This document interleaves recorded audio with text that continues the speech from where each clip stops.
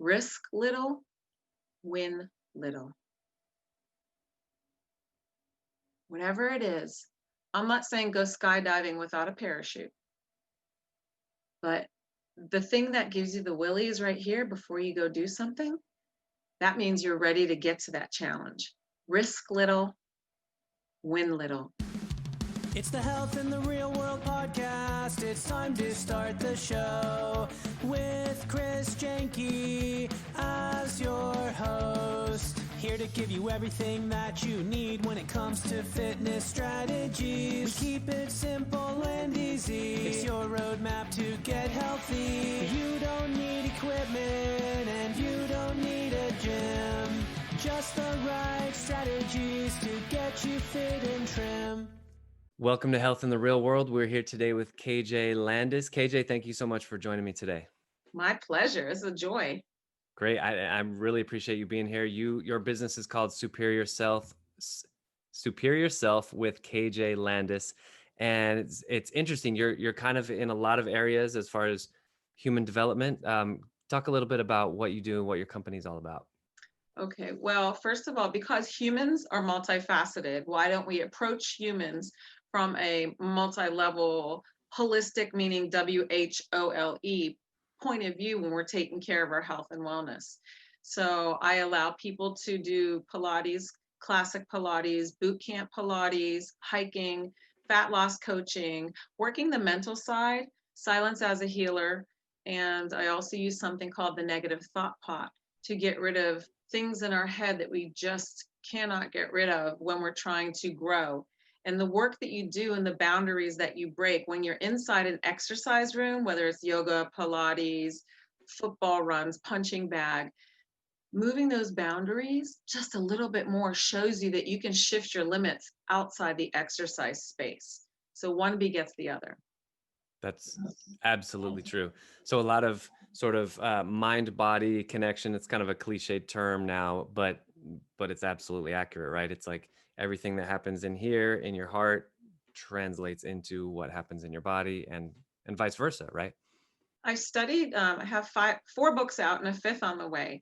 And one of the studies of research that I've done intensely is positive psychology.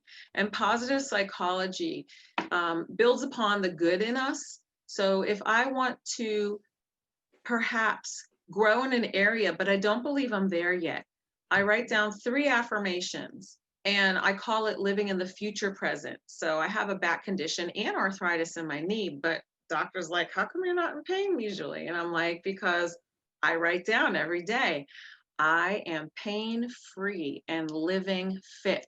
Second affirmation, I am growing into my abundance. Third affirmation, I am a happy spirit. And when I write those down 3 times, so it's 9 sentences in all, and then I have to say them aloud. And I believe your mind's thinking those thoughts. It's passing through the physical body, the arm, down on paper. And then you're looking at it. So you're using all 5 senses. You're living it, you're breathing it, you're speaking it. And then in your head all day, I might put a few Post-it notes around. Yeah. And after a certain amount of time, even if that's not happening right now, if I realize that, if I actualize that and turn it into my reality, I can eliminate one of those sentences and add a new one to build upon.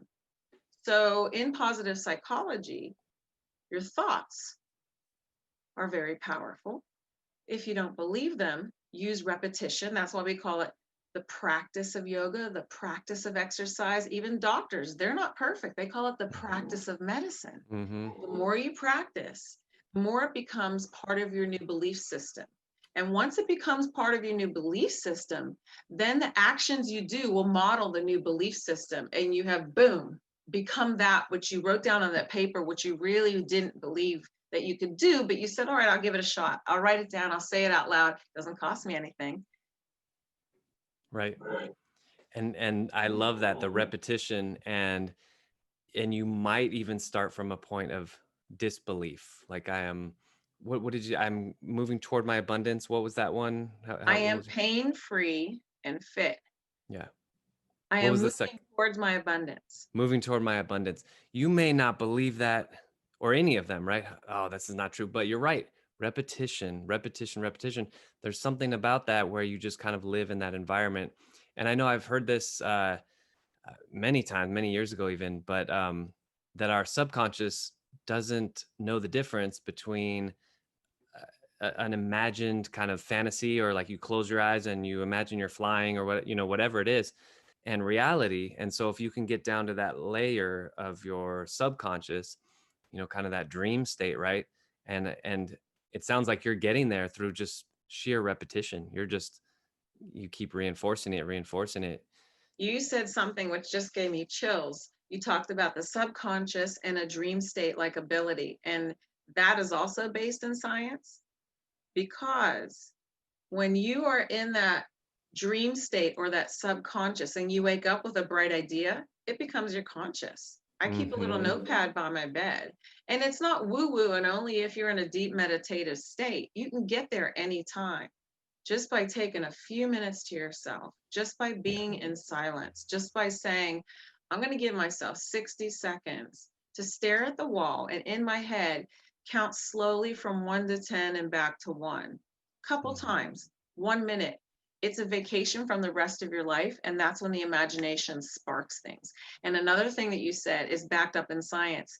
If you fake laughter, if you sit with a bunch of friends and you just start faking laughter, the endocrine response, the hormonal response to the laughter is exactly the same as if you really saw somebody do an amazing joke and it inspired you, or watched a comedy. Sure. Yeah, absolutely. I love this stuff. I think it's so fascinating, and so like we're just starting to tap into it. And by we, I mean, the researchers and people, I mean, we're right on the beginning of really discovering this. I think it's fascinating. And that laughter thing, I've tried that. And if you say, all right, I'm going to laugh, and I'm a fitness trainer, and so I know that if you do enough bicep curls, you're going to get big biceps, right? It's just easy. So I thought, what if I just say, laugh for 1 minute? That's like an exercise in my daily program. And I tried it, and it's amazing. Throughout the rest of the day, I found so many instances where it was just funny. I'm like, oh, that's funny. I started laughing, right? Whereas maybe the day before, I wouldn't have laughed at that. And one other thing you said that was very interesting about, sit and just kind of look at the wall for a minute and just like let everything go. When I was a kid, I did this all the time. And back when we were kids, and there were no iPhones and stuff like that. There were no electronics to keep kids like all day long. I was bored a lot. Like I remember just long stretches of time, I'm done with soccer practice and my mom's not here yet. Okay, I'm just going to sit on the soccer ball for 20 minutes and wait for it, and literally just staring at the trees. And the brain starts to make up stuff. And that's when you make up these cool characters, right? And when you're a kid, all this stuff is going on in the brain. And I think two things happen. One is, as I grew up, that amount of time got smaller and smaller. And two, I think it's sad. I look around at kids nowadays and they don't have that. They're not bored. They're always stimulated with the gadgets, and I need something to do. And it's always hyped up, right? So we don't get that time that you're talking about, right? Yeah. When I was a child, the only time I remember in summer vacation, and you're like, I'm bored. And my mother would always say, girl, we got a big house. You're 5 kids. Grab a cleaning rag. There is always something to do. And at nights, I work in a restaurant, or I did before COVID. Yeah. And they said, time to lean, time to clean. And it becomes meditative when you grab that rag and there's nobody in the restaurant, and you're just cleaning or you're folding napkins. That repetition of doing nothing allows your mind to escape, and it takes you from a small vacation from the rest of your life just for a few minutes. Don't we deserve that? Yeah. You deserve that. You deserve to be free, because the responsibilities will always be there. That's why, like, when you give it your all in your exercise space and your exercise time, either in a class or with a trainer, your troubles are right outside the room, right? They always say in the yoga mat, when you get into the yoga room, leave everything on the mat, because it's right outside that door. They're there waiting for you. So this is like your time to do you without any distractions. And kids are extremely distracted. And then as adults, right? I'll be completing 55 this month, always attached, always ready to answer somebody's questions, to help somebody. But I go on a meditation retreat once a year, and it's silent, and you can't have any devices. Nice. So for 12 days a year, it's literally locked up in a special locker. And it's the best gift that I can give myself. And we can give that, like you said, we can give that gift to ourselves periodically throughout the day instead of scheduling things back to back to back. Leave a little space in between. And even I mean, now that I think about it, I cannot think of the last time I actually turned off my phone. But how easy that is, right? Just to take that power back off, even if it's like you said, for 60 seconds or 5 minutes or something like that. It's powerful. Right. Yeah. In the Native American culture, when you do that staring off into space and zoning out, they call it gazing. And that's when they say that, you know, the spirits, the elements of ancestors, of wisdoms, the earth breathes more. Like, you don't need to do drugs to be on a trip. You can trip out every day on your own adrenaline, on your own laughter, on your own hilarity. How amazing it is to watch a baby. When my kids were born, I didn't watch TV for months. It was so interesting just to watch their wonder of the world. Like, staring at the ceiling fan was a trip for them. So then you watch them and they're watching the ceiling fan or the Christmas lights, and you're like, this is better than TV. It's better than being engaged in something other than the energy of the human spirit. It was just magnificent. Yeah, young children are so fascinating. Our youngest is 17 months, and she just like everything is hilarious until like 7 p.m. and then everything is, you know, crying. But before that, she's just like looking around, laughing. It's just amazing. It's so fascinating. So what would you tell somebody who is not healthy, not where they need to be or want to be, let's say? Is this kind of the first direction you would tell people, like start to get present, start to take your time, start to meditate? Or what's kind of like what's your step one? What do you start telling people? Step one is grab a piece of paper, and I take any piece of paper, and you write down anything negative in little lines about yourself, because that keeps us stuck. So how do we get unstuck? Whether it's everyone in my family's fat, so I'm going to be fat. Everyone in my family's fat, so I'm going to be fat. And the next sentence, everybody in my family has diabetes. Everyone has family and has diabetes, so I'm going to get diabetes. I'm not intelligent because I never got above a C in math, so I can't do math. And you cut these little strips up about these belief systems, and I cut them out. I scroll them up, and I take a lighter. I put them in the mug or in a fire-safe flower pot, and I light them on fire. Nice. The physical act of taking, I call it the negative thought pot. And I have one, I actually wrote negative thought pot. The physical act of taking your negative thoughts and destroying them, the next time that rolls around in your head, well, I can't do that. I'm not smart. I'm never going to get through medical school. No one in my school has gone to college. You remember, wait a minute. You stop it in its tracks. Yeah. I destroyed you, remember? Out of the room. This is great. That's step one. That's great. You experienced actually lighting your negative thoughts on fire, and now they are gone. And if you think about it, you're like, wait a second, that one's already dead. I already killed it. Yes. This is it amazing. Allows you freedom to take the next step forward. Right. So you're clearing you're clearing the playing field. You're mowing the lawn so you can play your soccer game, right? Yeah. I use it all the time. Great. I use it when I'm afraid of shit. I use it for the negative self-talk. The opportunities are endless if you allow yourself a tiny space of sanctuary to allow something new to come in. Yes. This is great. That experiential, right? Instead of just analyzing everything in our heads, that experience, making it into an experience, I think is so valuable. I have a quick story.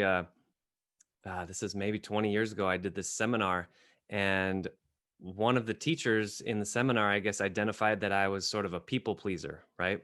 Anyway, I was there, and at the end of this seminar, it was like a 3-4 day seminar, we each had to do our experiential learning.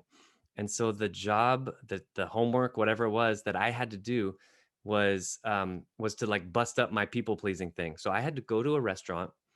I haven't told this to many people, but I had to go to a restaurant, and I had like a spy who was in the seminar who was like at another table watching me, making sure I actually did this. I went to the restaurant with an imaginary person, and I had to totally sell it. I had to sell it as if I was there with my imaginary girlfriend on a date. So the waiter comes up, I say, "Oh, I'll have this dish," and "Oh, what would you like?" "Oh, she'll have the whatever." And so the waiter played along. He's like, "Oh, here you go, ma'am. Here you go, sir." And at the end of the night, I proposed to my imaginary girlfriend, and then she said yes. I'm like, "Oh, yeah, yeah." And I remember this was so vivid. I remember this man's face. I probably would recognize him if I saw him again. I was so excited. I told him, I'm like, "Oh my God, we're getting married. We're getting married." He's like, "Oh yeah, man. Congratulations. Congratulations. Where is she?" And I said, "Oh, she's right here."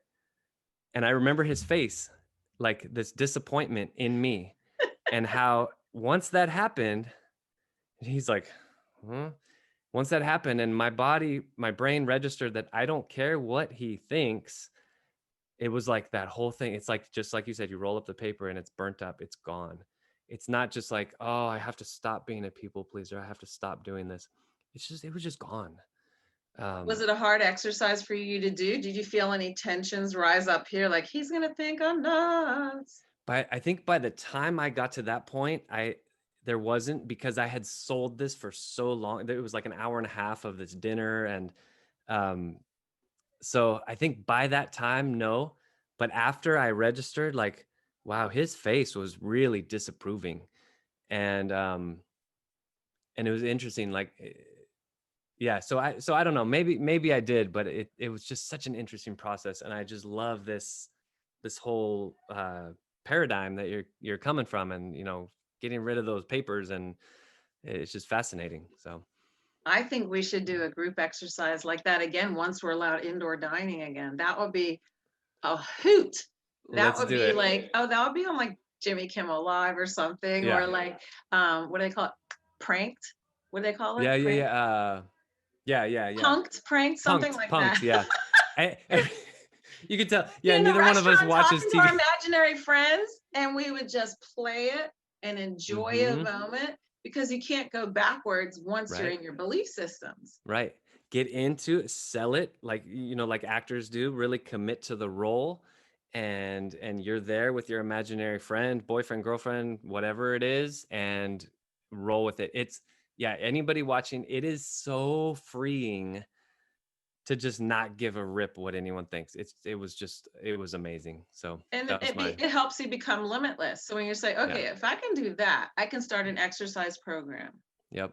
And for me, the second step after you use the negative thought pot is to learn how to ask for help.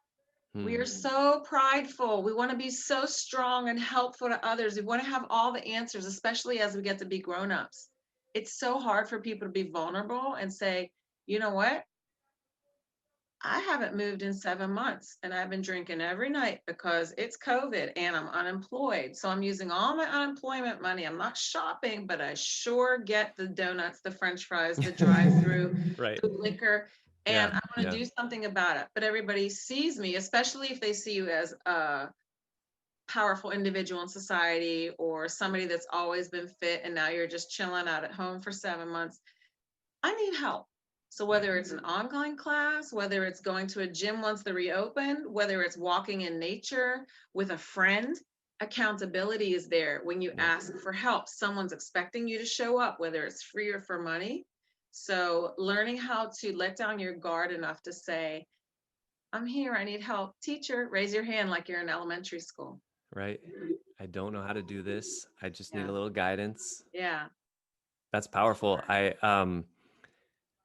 Yeah, that's huge, and so many people would would respect that, right? There's a lot of conflict on social media these days. And I think my theory is part of that is because you're not speaking face to face with an actual human, or what you perceive as a human. You're just seeing words on a screen. And but I think people, well, I'm speaking for myself, I guess. I don't know what a lot of other people would say, but I think somebody who's in a position of influence or power, they would have my respect if they were asked a question, for example, and said, I don't know. I don't know the answer to that, but I'm sure that woman over there does, or that guy over there does, but I don't know. So I'm not going to BS. Humans as adults are very invested in being right. Yeah, we are. I rarely find adults, unless they're in the service industry, say, especially someone above you in your colleague chain, I am wrong. I am sorry. Two of the most difficult things for people to say. Yeah. That's powerful. So it breaks up relationships. It breaks up business relationships. It shuts generations off. It shuts, especially in the teenage years. I told my daughter yesterday, she's 16. I said, you know what? I messed up today. And it wasn't even about her, but I explained, I just want you to know that people think kids make mistakes, and kids stand there with their heads down and their hands and they're fidgeting, and the grown-ups are like, you made this mistake, you got to fix it, you broke that wine glass, blah, blah, blah, whatever it is on the floor, you broke that mug, why did you do that? Why did you put that up there instead of down here when you know it was a danger? And they go on and on. And then you realize, I said, I make so many more mistakes than you do, child, on a daily basis. You know why?